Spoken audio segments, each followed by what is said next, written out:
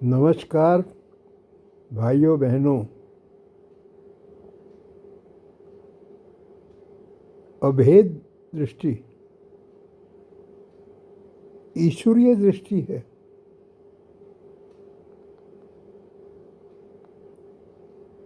और हमारी दृष्टि भेदपूर्ण है मन के कारण, क्योंकि हमने मन से संसार में शांति या आनंद को प्राप्त करने का प्रयास किया, क्योंकि मन तो अंधकार है, संसार का मिश्रण है इसमें, और आनंद शुद्ध रूप से शाश्वत है, शांति शाश्वत है। तो अंधकार से प्रकाश को कैसे प्राप्त किया जा सकता है? नहीं किया जा सकता। मन के इस स्वरूप को, जो कि काला है, ब्लैक, इसको समझना आवश्यक है, जिसके लिए अभेद दृष्टि की बात कही गई। अभेद दृष्टि ईश्वरीय दृष्टि है और हमारी दृष्टि में भेद है। हमने जिसको सुंदर माना, उससे मिलती जुलती वस्तु को ही हमने आत्मसात करने का प्रयास किया, और जिसको हमने सुंदर नहीं माना उसकी तरफ से मुंह फेर लिया।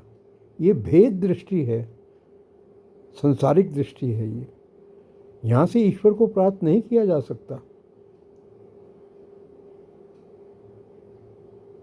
जैसे उदाहरण के तौर पे हमने किसी सुंदर फूल या सुंदर वृक्ष को सुंदर माना,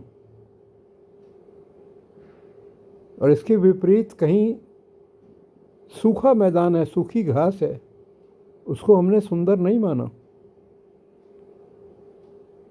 तो यहाँ पे ये भेद दृष्टि हो गई कि आपने सुंदर और असुंदर में भेद किया और विनाश को प्राप्त हो गए। यहाँ से विनाश प्रारंभ हो जाता है, भेद दृष्टि से। ईश्वर का प्रकटीकरण अभेद दृष्टि की अवस्था में होता है। ईश्वर की दृष्टि भी अभेद है। अभेद ही अनंत है, अभेद ही आनंद है, अभेद ही ईश्वर है। भेद ही संसार है, भेद ही अंधकार है, भेद ही दुख है, भेद ही मानसिक अशांति है, भेद ही मृत्यु है। जहाँ भेद दृष्टि है वहाँ एक कष्टपूर्ण, मानसिक कष्टपूर्ण मृत्यु को प्राप्त होना होगा। और जहाँ पे अभेद दृष्टि है, मृत्यु भी आनंदमय हो जाएगी, मृत्यु भी शांतमय हो जाएगी। शेष बाद में बात करेंगे, फिलहाल के लिए इतना ही। धन्यवाद।